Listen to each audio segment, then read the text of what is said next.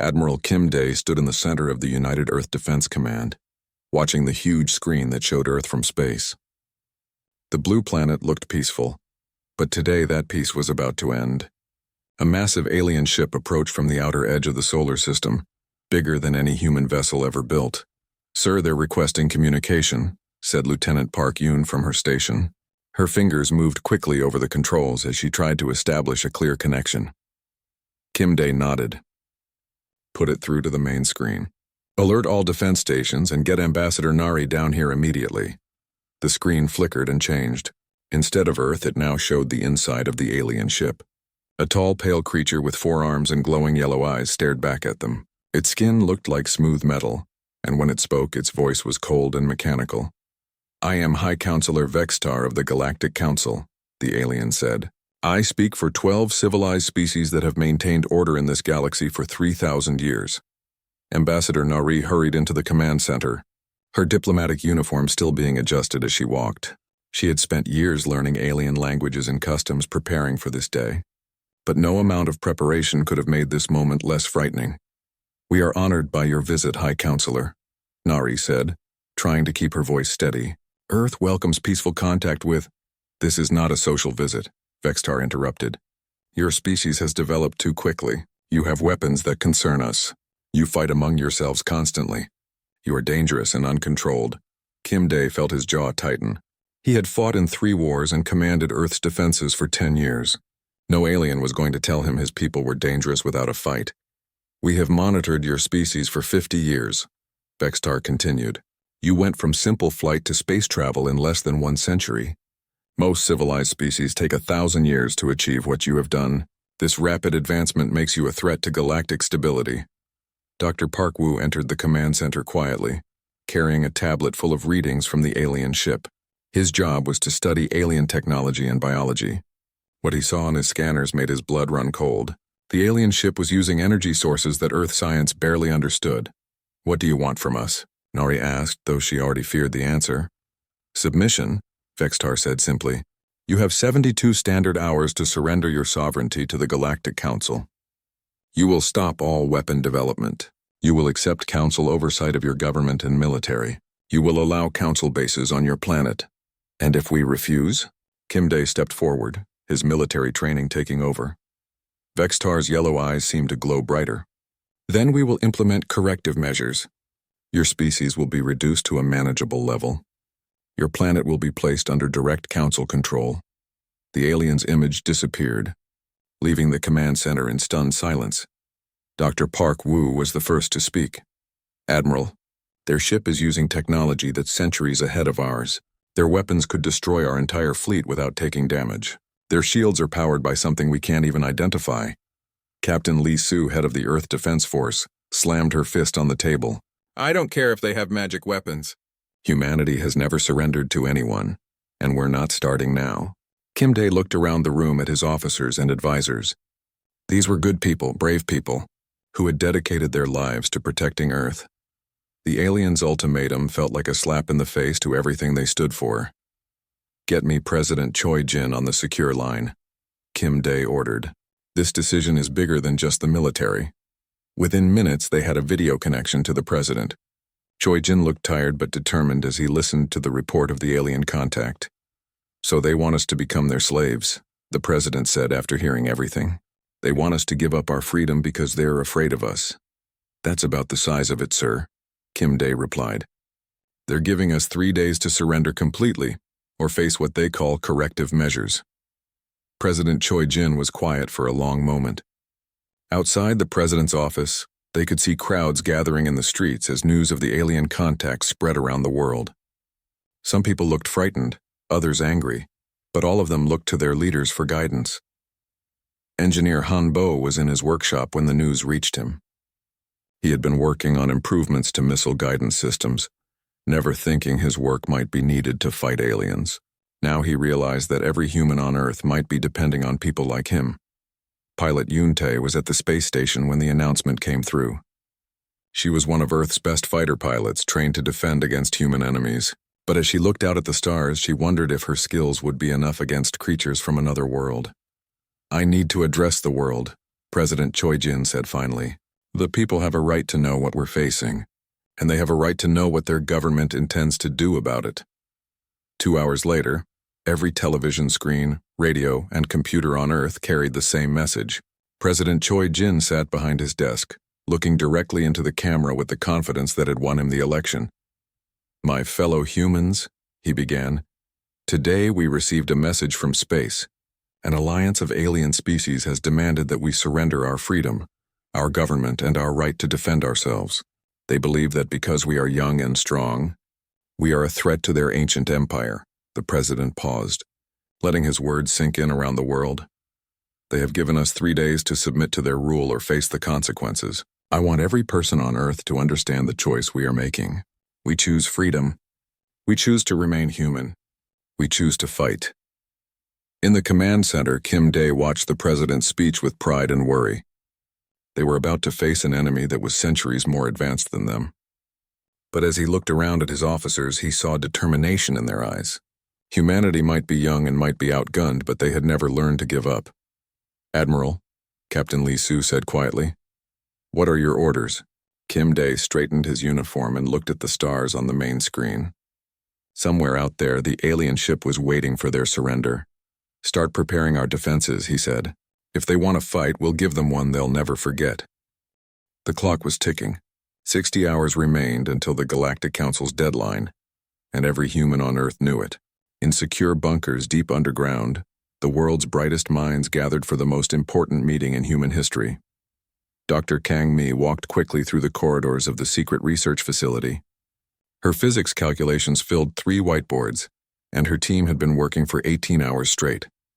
The coffee had run out hours ago, but nobody cared about being tired anymore. "Admiral Kim Dae, we have something," she said as she entered the main briefing room. "It's risky. It's never been tested on this scale, but it might work." Kim Dae looked up from the tactical displays showing Earth's defensive positions. They had 1,200 military spacecraft, 8,000 missiles, and 50 orbital defense platforms. Against the alien technology Dr. Park Woo had analyzed, it would be like throwing rocks at a tank. "Tell me what you have." "Doctor?" Kim Dae said. Dr. Kang Mi activated the holographic projector in the center of the room. A 3-dimensional image appeared, showing a strange-looking warhead covered in spinning rings. "We call it a quantum tunnel device," she explained. "Instead of trying to break through their shields with brute force, it phases through them completely. The warhead exists in a different dimensional space for a few seconds, passes through any barrier, then returns to normal space inside their ship." Commander Seo Hyun, who controlled Earth's missile defense network, leaned forward with interest. "How many can we build in 60 hours? "That's the problem," Dr. Kang Mi admitted. "Each one requires rare materials and precision manufacturing. We can make maybe 50 of them." 50 missiles against their entire fleet? Captain Lee Soo shook her head. "That's not enough." Dr. Lim Jun, who had been working on the quantum technology for 5 years, stepped forward. "Actually, we don't need 50 perfect ones. I can modify the design to work with conventional explosives. The quantum effect will be weaker, but it will still bypass their shields." The room fell silent as everyone realized what he was suggesting. "You mean we can convert our existing missiles?" Commander Seo Hyun asked. "Not just military missiles," Dr. Lim Jun said with a slight smile. "Any missile. Commercial satellites use rockets to reach orbit. Space construction projects use guided cargo pods. Even some civilian transport ships could be converted." Admiral Kim Dae felt hope rising in his chest for the first time since the aliens arrived. "How many total could we modify?" Technical specialist Yang Qi had been running calculations on his tablet while they talked. "Sir, if we use every rocket, missile, and guided projectile on Earth and in space, we're looking at approximately 15,000 units." The number hung in the air like a promise. 15,000 quantum-enhanced missiles against aliens who thought humans were primitive savages. "Make it happen," Kim Dae ordered. "I want every available rocket converted in the next 48 hours." Across the world, the largest manufacturing effort in human history began. Factory worker Oh Ri had been making car parts yesterday. Today, she was helping install quantum tunnel devices into missile warheads. Her factory floor, which once produced civilian goods, now buzzed with military technicians and engineers. "Are you sure this will work?" asked her supervisor. a man who had been building cars for 20 years and never thought he would be making weapons to fight aliens. Dr. Lim Jun says it will, Ori replied, carefully placing another modified warhead into its storage container. And right now, he's the smartest person on Earth. At military bases around the world, soldiers worked alongside civilians to prepare humanity's response. Engineer Han Bo had not slept in 30 hours. His job was to upgrade the guidance systems on converted missiles, so they could track alien targets moving at impossible speeds. The alien ships can move faster than anything we've ever seen, he explained to his team. But they move in predictable patterns because they don't think we're a real threat. We can use that against them. Intelligence Officer Bei Hai was monitoring alien communications from a listening post in Antarctica. The aliens were not trying to hide their transmissions because they assumed humans could not understand their language. They were wrong. They're calling us barely sentient, she reported to Admiral Kim Dae during a secure video call. One of them said that conquering Earth would be easier than disciplining children. Kim Dae's expression darkened. What else are they saying? They've divided our planet into administrative sectors. They're already planning which of their species will govern which parts of Earth. They're discussing whether to keep humans as a labor force or eliminate us entirely. Bei Hai paused. Admiral, they really believe we're going to surrender. Good, Kim Dae said. Let them keep believing that. In space, pilot Yun Tai was leading teams of engineers as they converted civilian spacecraft into makeshift weapons platforms. Her transport ship, which usually carried supplies to the space stations, now had missile pods welded to its hull. This is insane, said one of the engineers as he watched her install targeting computers designed for military fighters into a cargo vessel. We're turning delivery trucks into warships. Sometimes insane is all you have, Yun Tai replied. The aliens think we're weak because we're young. They're about to learn that young doesn't mean helpless. Dr. Park Woo had been analyzing the alien ship's movements for 2 days straight. His xenobiology background helped him understand how the aliens thought and moved. They were cautious, methodical, and completely confident in their superiority. They're not scanning for weapons, he reported to the Defense Council. Their sensors are looking for large energy signatures and conventional military equipment. They won't detect our modified missiles until it's too late. Commander Seo Hyun stood in the control room of Project Prometheus, the secret network of missile platforms hidden throughout the solar system. Some were disguised as asteroids, others as research stations. The aliens had no idea they existed. Platform 7 reports ready, came a voice from the communications station. Platform 12 reports ready. Platform 23 reports ready. One by one, every hidden weapons platform in the solar system reported that their quantum tunnel missiles were armed and ready. The aliens expected a few primitive nuclear weapons launched from Earth. Instead, they would face coordinated strikes from every planet, moon, and asteroid in the solar system. President Choi Jin made one final broadcast to the world as the deadline approached. In 12 hours, we will give the Galactic Council our answer, he said. We will show them what happens when someone threatens the human race. We will show them that Earth does not bow to bullies no matter how powerful they think they are. Admiral Kim Dae walked through the command center, watching his people make final preparations. Technicians checked missile guidance systems. Communications officers coordinated with hidden platforms across the solar system. Intelligence analysts tracked the alien ship's position. Admiral, Captain Lee Soo approached him with a tablet showing the final count. 15,237 modified missiles are armed and ready. Every rocket, every missile, and every guided projectile we could find. Kim Dae nodded and looked at the countdown timer on the main screen. 8 hours and 15 minutes until the deadline. They wanted our surrender, he said quietly. Instead, they're going to get the biggest surprise in galactic history. The countdown timer on the main screen showed 0 hours, 0 minutes, 0 seconds. The deadline had arrived. High Counselor Vextar sat in his command chair aboard the Council flagship, surrounded by holographic displays showing Earth and its primitive defenses. His officers, representing different alien species, waited patiently for the human surrender that was surely coming. Any communication from the planet? Vextar asked his communications officer, a tall creature with blue skin and 6 eyes. Nothing yet, High Counselor. Perhaps the humans are preparing their formal surrender documents. Admiral Kim Dae stood in the Earth Defense Command Center, watching the same countdown timer. Every person in the room was holding their breath. President Choi Jin appeared on the main communication screen, ready to deliver humanity's response to the galaxy. "Open all channels," Kim Dae ordered. "Broadcast on every frequency the aliens are using." President Choi Jin looked directly into the camera with calm determination. "High Counselor Vextar and the Galactic Council, this is Earth's response to your ultimatum. We received your threat. Here's our answer." The President nodded to Admiral Kim Dae, who turned to Commander Seo Hyun. "All platforms, you are weapons free," Kim Dae said clearly. "Fire everything." Commander Seo Hyun pressed the activation button for Project Prometheus. Across the solar system, hidden missile platforms that had been disguised as asteroids, research stations, and mining facilities suddenly came to life. The sky above Earth erupted in light as thousands of missiles launched simultaneously. But these weren't just coming from Earth. Mars launched 500 converted mining rockets. The asteroid belt released another 1,000 modified cargo pods. Even the space stations around Jupiter fired their converted supply rockets. Pilot on. So sat in the cockpit of her modified fighter, leading the first wave of human spacecraft toward the alien fleet. Her fighter had been a training vehicle yesterday. Today it carried quantum tunnel warheads that could punch through the most advanced shields in the galaxy. "All fighters, stay in formation," she commanded over the radio. "Remember, they think we're harmless. Let's prove them wrong."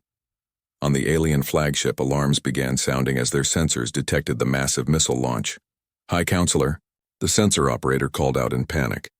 "We're detecting over 15,000 projectiles incoming from multiple directions." Vextar looked at the tactical display with confusion rather than fear.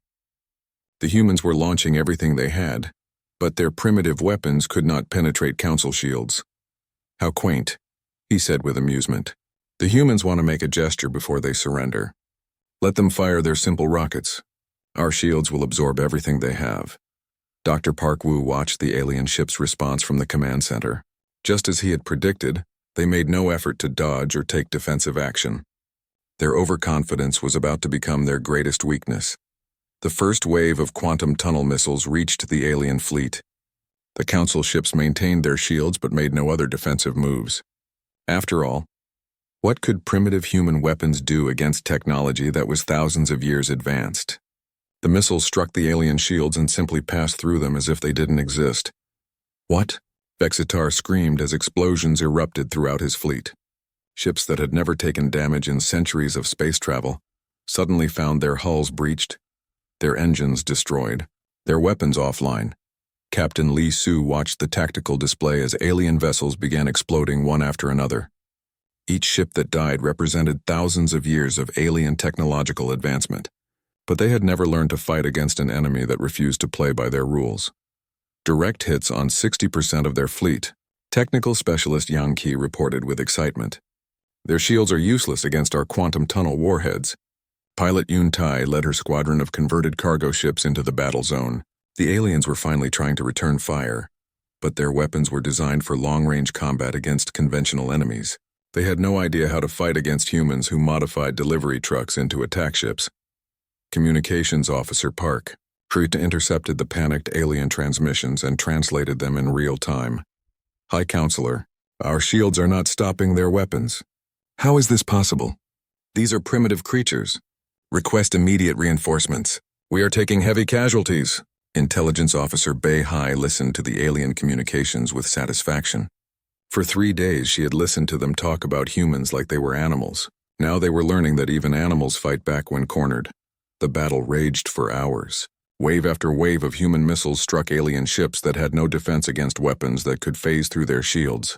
The Council fleet, which had arrived expecting an easy victory, found itself fighting for survival against an enemy they had completely underestimated. Engineer Han Bo's guidance systems worked perfectly. The modified missiles tracked alien ships even when they tried to retreat, adjusting their course to follow moving targets. The aliens had never faced weapons that could think and adapt during flight. Factory worker Oh Ri watched the battle on television from her factory floor, where she and thousands of other workers had spent the last 2 days converting civilian equipment into weapons of war. Every explosion they saw represented missiles that ordinary people had helped build. "We did that," she said to her co-worker with pride. "Regular people like us made those weapons." Dr. Lim Jun monitored the quantum tunnel effect from his laboratory. The alien shields were designed to stop conventional energy weapons and physical projectiles, but they had no defense against warheads that briefly existed in a different dimension. The quantum effect is holding stable, he reported to Admiral Kim. Our weapons are passing through their defenses like they're made of air.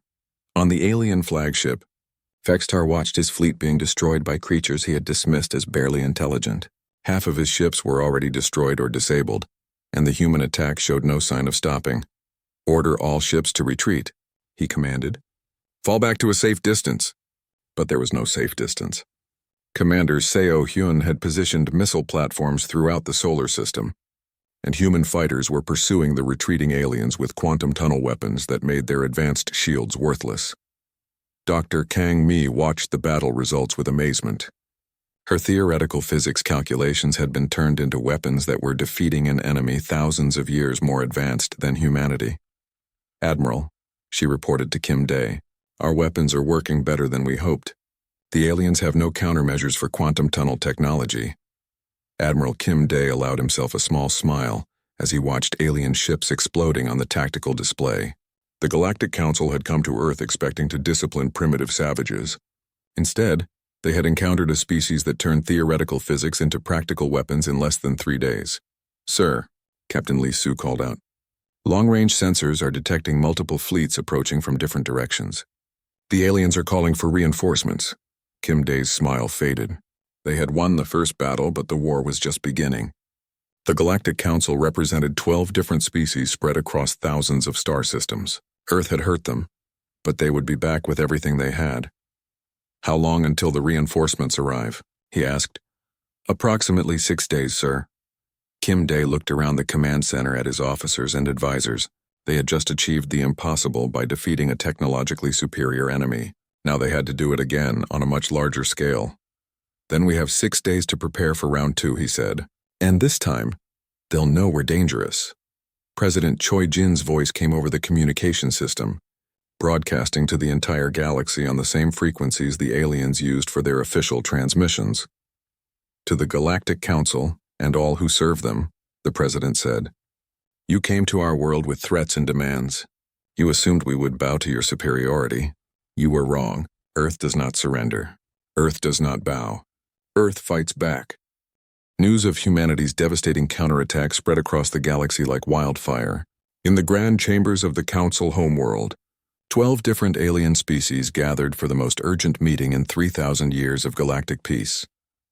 Council Supreme Leader Zalman, an ancient creature whose species had founded the galactic government, slammed his 6-fingered hand on the crystal table.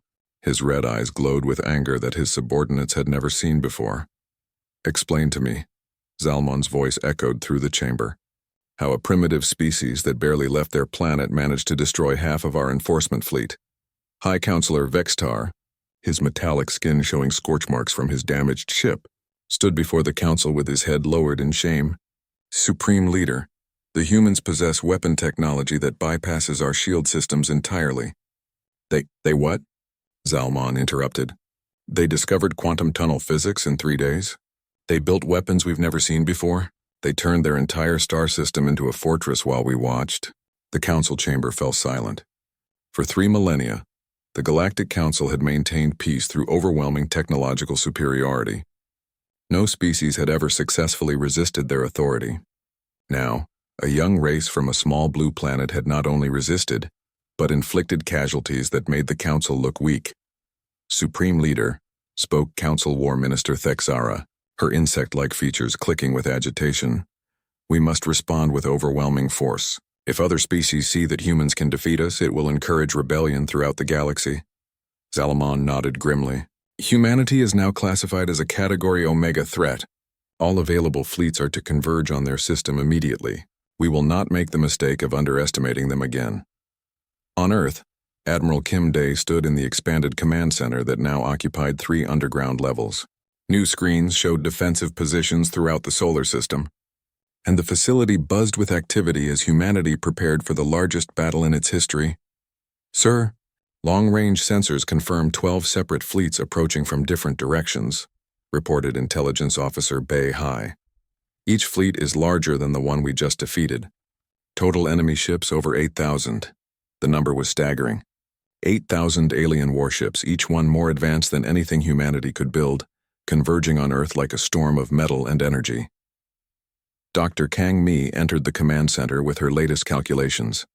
Her team had been working without sleep since the first battle, trying to find new ways to use quantum physics against enemies who now knew what they were facing.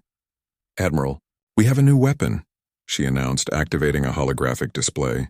"We call it the Quantum Storm Generator. Instead of individual missiles, we can create fields of quantum distortion that will disable entire enemy formations." Commander Seo Hyun studied the new weapon design with interest.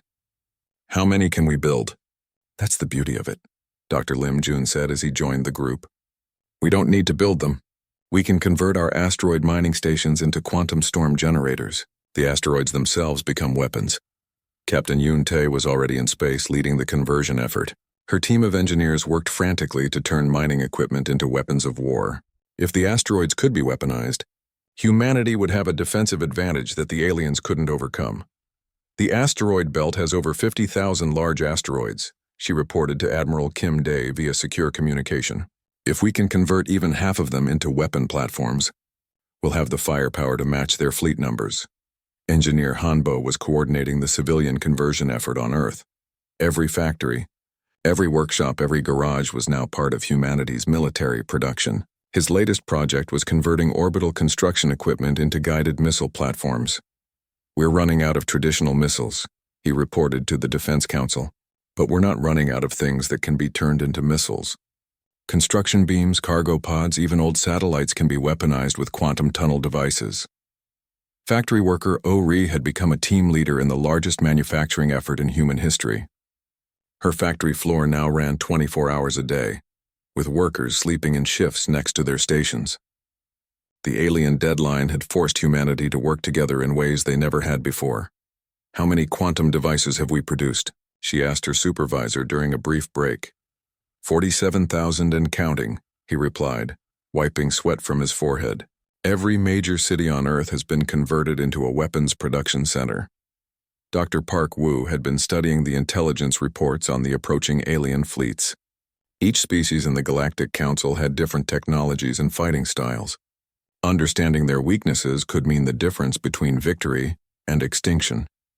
"The Vextari use energy weapons exclusively," he briefed the military commanders. "The Zalk prefer long-range missile bombardment. The Thexara use swarm tactics with small, fast ships." "What's their biggest weakness?" asked Captain Lee Soo. "They've never fought a war," Dr. Park Woo replied. "The Council has maintained peace for 3,000 years through intimidation. Most of these species haven't seen real combat in generations. They know how to destroy defenseless planets, but they don't know how to fight an enemy that fights back."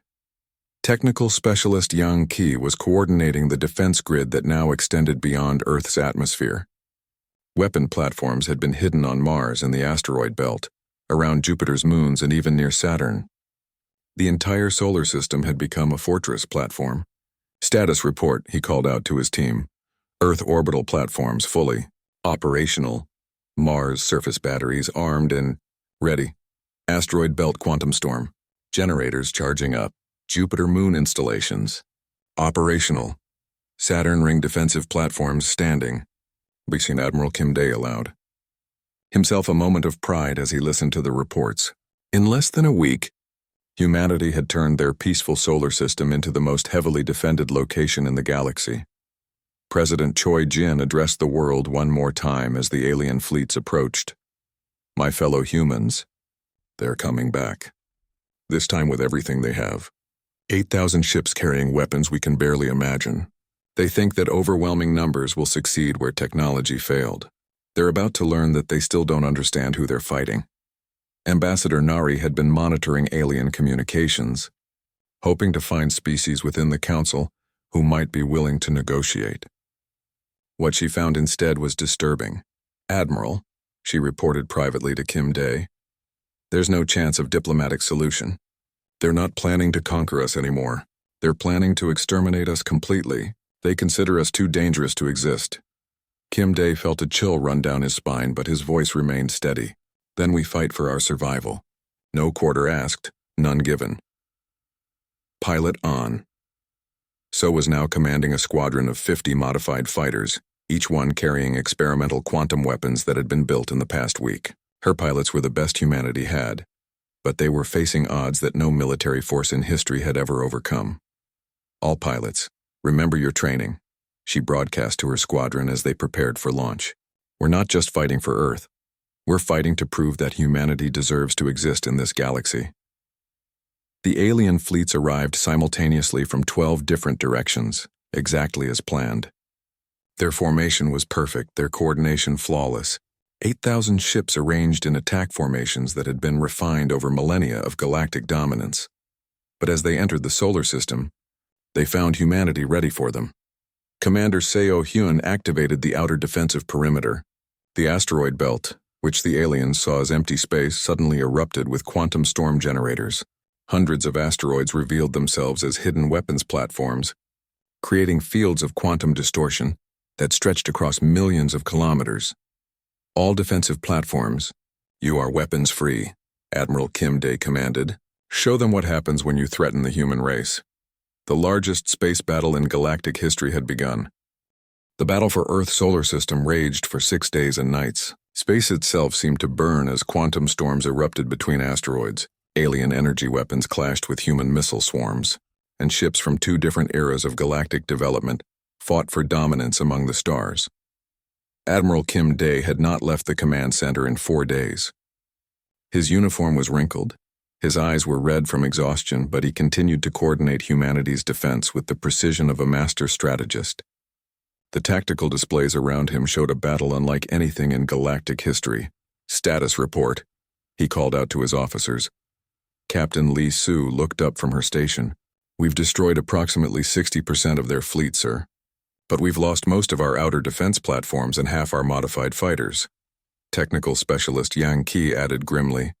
Ammunition reserves are down to 20%. If this battle goes on much longer, we'll be throwing rocks at them. Dr. Kang Mi rushed into the command center carrying data tablets and looking more excited than anyone had a right to be during a galactic war. Admiral, the quantum storms are having an unexpected effect, she announced. They're not just disabling alien ships.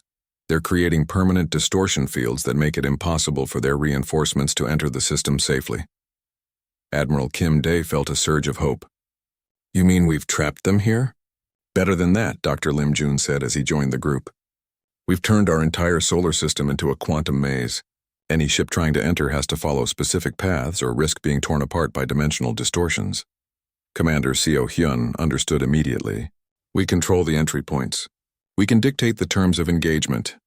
On the alien flagship, Council Supreme Leader Zalman stared at tactical displays that showed disaster from every angle. His massive invasion fleet was being systematically destroyed by weapons that shouldn't exist in tactics that defied every principle of civilized warfare. Supreme Leader, his communications. Officer reported with barely controlled panic. We're receiving surrender requests from the Thexara fleet. They've lost 80% of their ships. And the Zalk formation has broken completely, added another officer. They're retreating beyond the outer planets. Zalman's ancient features twisted with rage and disbelief. The Council had ruled the galaxy for 3 millennia, through technological superiority and overwhelming force. Now a species that had barely discovered space travel was defeating fleets that had never known defeat. Pilot on. So led her remaining fighters in one final assault against the alien command ships. Her squadron had started the battle with 50 fighters. Now only 12 remained, but each one had accounted for dozens of enemy vessels. All fighters target the large ship at the center of their formation, she commanded. That has to be their flagship. Her quantum-enhanced missiles passed through the alien ship's shields like they were made of paper, just as they had a week ago. But now the aliens knew to expect it, and their ships scattered in all directions trying to avoid weapons that could ignore their most advanced defenses. Factory worker Oh Ri watched the battle from her production facility, which had been converted into a missile assembly plant. Even now, with the outcome of the battle uncertain, her teams continued building quantum tunnel warheads around the clock. How many more can we make? Asked her supervisor as explosions lit up the sky above them. As many as they need, Oh Ri replied with determination. We don't stop until every alien ship is gone or every human is dead. Engineer Hanbo was coordinating the defense of Mars when the breakthrough came. The quantum storms had created a corridor that led directly to the alien flagship, and he had enough modified construction equipment to exploit it. Admiral Kim Day. "This is Mars Base," he reported over the communication system. "We have a clear shot at their command ship. Requesting permission to fire everything we have." "Permission granted," came the immediate reply. "End this." The Mars defense platforms, which had once been mining equipment, launched their final salvo of quantum tunnel missiles directly at Zalman's flagship.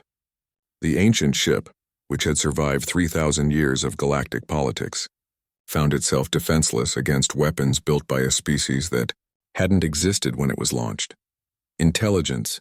Officer Bei Hai listened to the alien communications as their flagship took critical damage.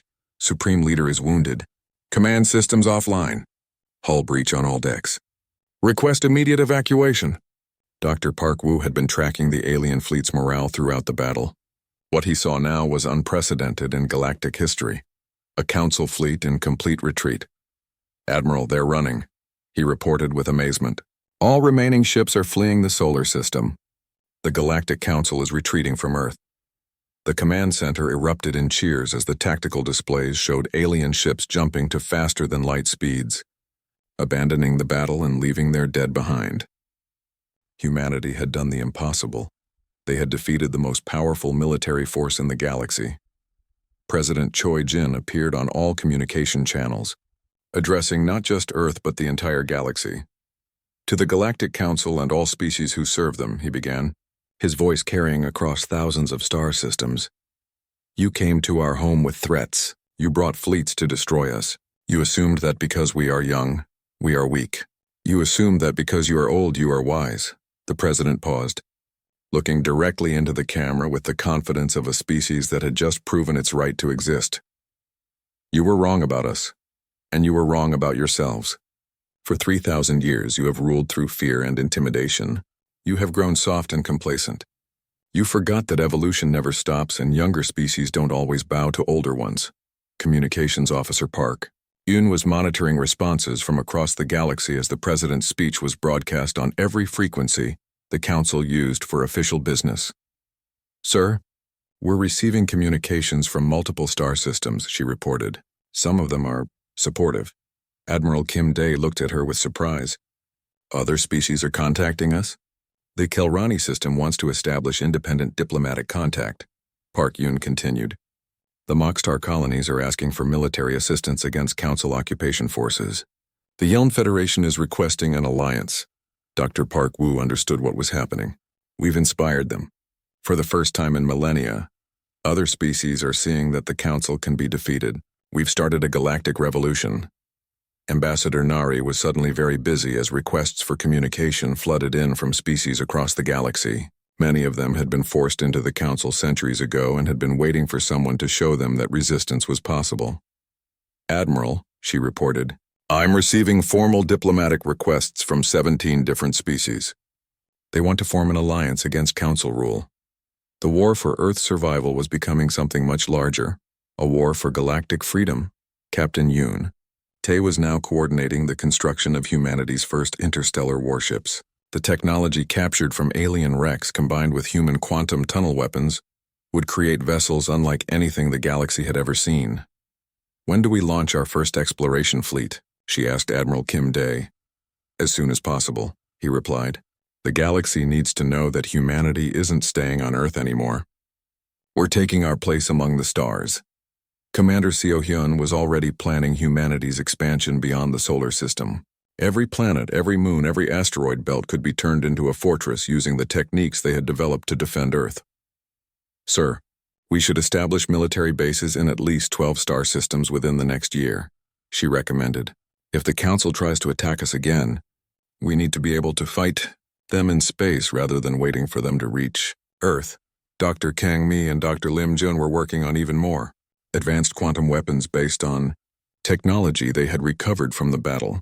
The aliens' own science was being turned against them by humans who understood that survival meant constant innovation. 2 months after the battle, President Choi Jin made another broadcast to the galaxy. This time he wasn't addressing threats or defending Earth's right to exist. He was announcing humanity's expansion to the stars. To all species in this galaxy, he said, Earth is no longer alone. Human colonies are being established in 12 star systems. Human exploration ships are mapping new trade routes. Human scientists are sharing quantum tunnel technology with any species that wants to break free from Council control. The broadcast continued. The age of Council domination is ending. The age of galactic freedom has begun. Any species that wants to join us in building a better galaxy is welcome. Any species that wants to continue supporting the Council's oppression will find that humanity has a long memory. Admiral Kim Day, now promoted to Fleet Admiral of humanity's Interstellar Defense Force, stood on the bridge of Earth's first dreadnought as it patrolled the edge of human space. The ship was a hybrid of human engineering and captured alien technology, armed with weapons that could punch through any known defense. Lieutenant Park Yoon, now his communications officer, approached with a report. Sir, long-range sensors are detecting a Council patrol fleet approaching the Centauri system. Kim Day looked at the tactical display showing the alien ships. They were